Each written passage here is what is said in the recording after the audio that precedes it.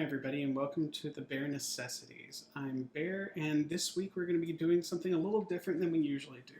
Most of the time we have made sweet things, so brownies, cookies, cakes, things like that. This week we're trying something a little different and kind of super tasty, at least in my household. This week we're going to be making buffalo cheddar cauliflower tots, right? Really great with ranch or just really great straight out of the oven, after a few minutes. Don't burn your mouth. You start with just a huge amount of cauliflower. It's usually about, like all the recipes I found, they're various.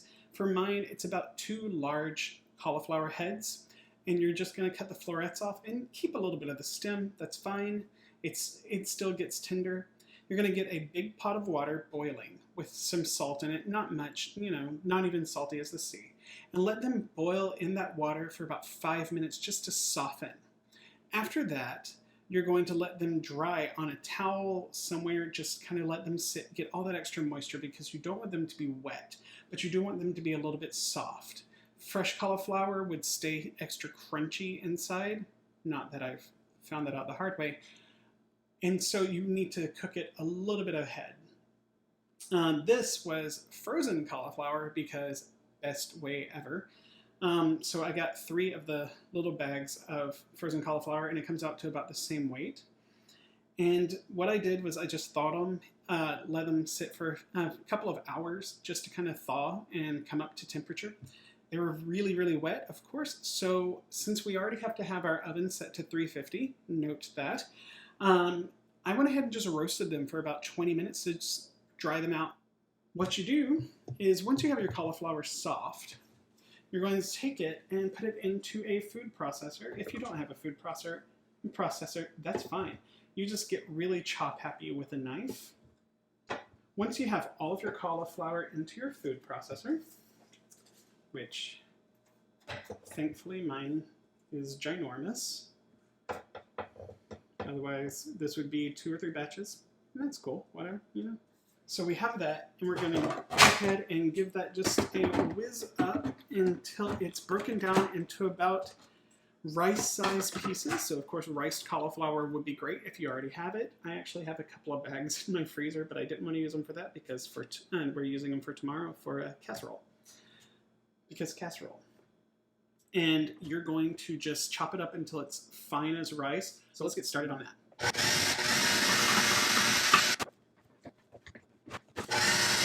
All right, we have it in fairly small chunks. I still have a few bigger ones, but that's fine. We're going to be adding more stuff into this, and it'll continue mixing it all up.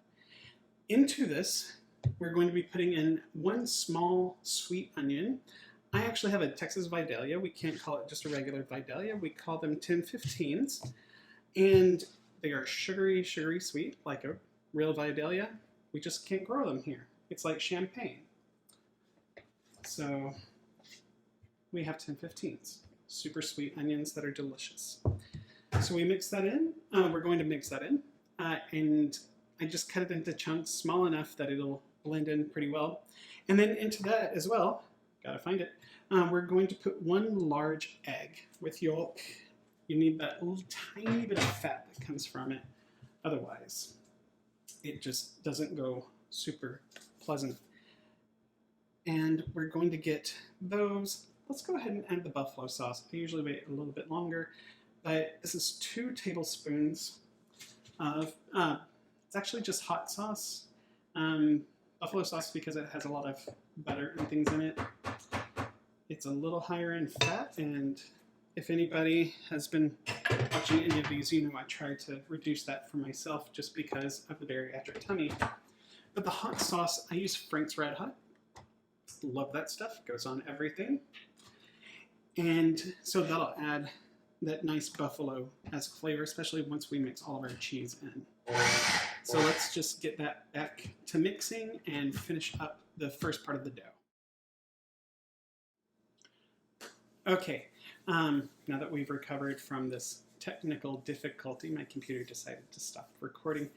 I went ahead and finished blending down the cauliflower. Mine was a little too well roasted in the oven, it turns out, and so it was extremely soft. but it was also more dry than I thought it was originally. So it's come down, but it is not wet in any way, which is fantastic to me. So I'm just going to go ahead. It ended up much finer than I had wanted.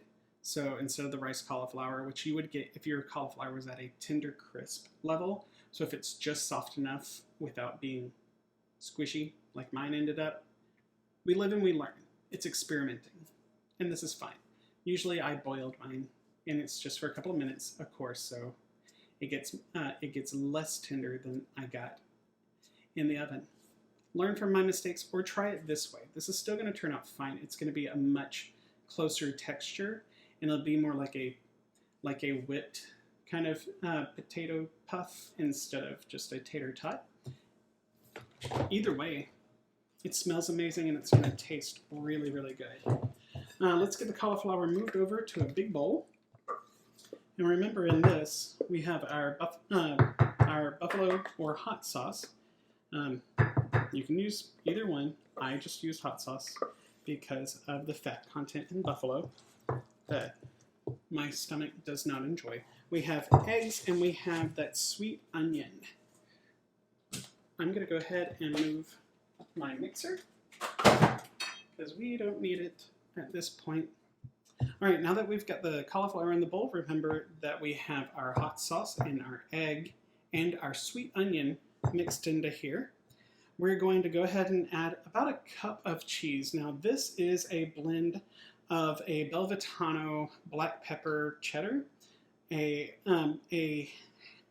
rough half cup of parmesan, a very dry parmesan, grated, very fine, and then Colby Jack, because I love Colby Jack, and then Tillamook aged cheddar. So it's a nice blend of really strong flavored cheeses that are kind of on the dry side. Some of them are a little on the fatty side, and that's why we really also wanted to avoid the fat in the buffalo sauce. So I'm going to go ahead and mix that in. And this is what helps give it an amazing flavor, and it also kind of glues them together a little bit better. And if you don't want to use cheese, that's fine. This will still turn out really well. Now, into this, we're going to add 3/4 of a cup of, this is whole wheat, but breadcrumbs. And once we have that just somewhat mixed in, because we're going to mix this a little bit farther, but I don't want to risk flipping breadcrumbs everywhere. I'm messy enough. I'm going to add a spice mix. Into this, I mixed 1 teaspoon of fresh ground pepper, whatever pepper you have is fine. It all tastes the same. And then about a half teaspoon of salt. Then there is a teaspoon of granulated garlic, because garlic is life, but you only need a little bit for these. It goes a really, really long way on this. And then finally, I've also added a 1/4 teaspoon of smoked paprika, a 1/4 teaspoon of cayenne pepper, and then a 1/4 teaspoon of turmeric, just for the color. It'll help boost up the color of these really, really well. And this all gives it some amazing depth of flavor. All right. So now that we have that mixed up, let me move my cutting board and the little blobs of cauliflower that jumped ship. Let's get that out of the way, because now we're going to be making our tots. I have 2 baking sheets. They're probably not going to be enough. Whatever, multiple batches is good. And I'm going to grab one of my cookie scoopers. If you don't have parchment paper, if you're a person that just doesn't use it, cool. Make sure that your baking pan, if you're using non-stick, still spray it just the tiniest bit. This will stick. If you're using non-stick, make sure it's really well greased or oiled. So we are going to get to scooping. So roll them into a little bit of a log.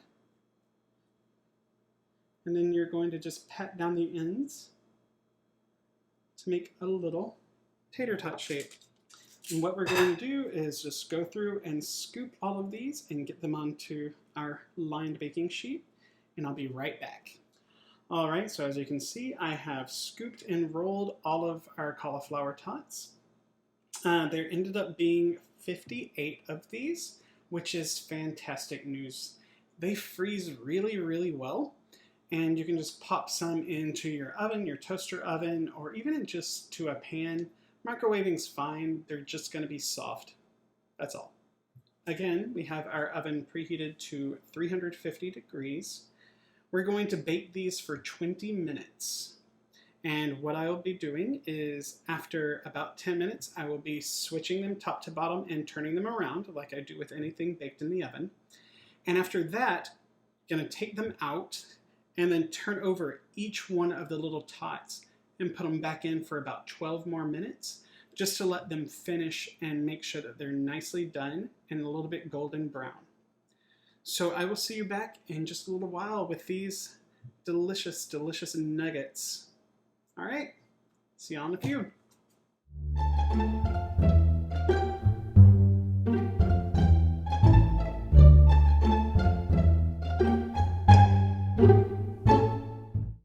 All right, so I'm back and I have finished baking these off.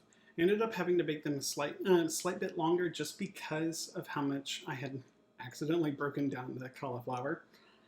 So they ended up baking for about 30 minutes at first, and so at 15 minutes I switched them top to bottom. So remember, switch your pans and then turned them around so that they got an even bake. After that 30 minutes, I went ahead and took them out, flipped them all over on their pans, and put them back in for an additional 15 minutes just to finish kind of cooking through and making sure they're perfectly puffed. And this is what we ended up with. They've cooled a little bit, so now you can actually see the inside is nice and soft and flaky for these. They'll be really similar to this, a little bit more chunky, kind of like a really soft tater tot if you do them with the rice cauliflower. I'm going to serve these with a little bit of ranch because my family enjoys the ranch and the buffalo together. But really, you can have these with anything. If you don't season them like this, if you just leave out the hot sauce and everything and just have them like a very good traditional tater tot, with a little salt and pepper on the inside, then these are really great with just ketchup. Or if you have hummus or things like that, they're really great dippers for that too. And as we went along, we discovered a few things. Like one thing is not everything turns out the way you thought it was going to. I thought the cauliflower would work the same because I wasn't really paying attention, and that's on me.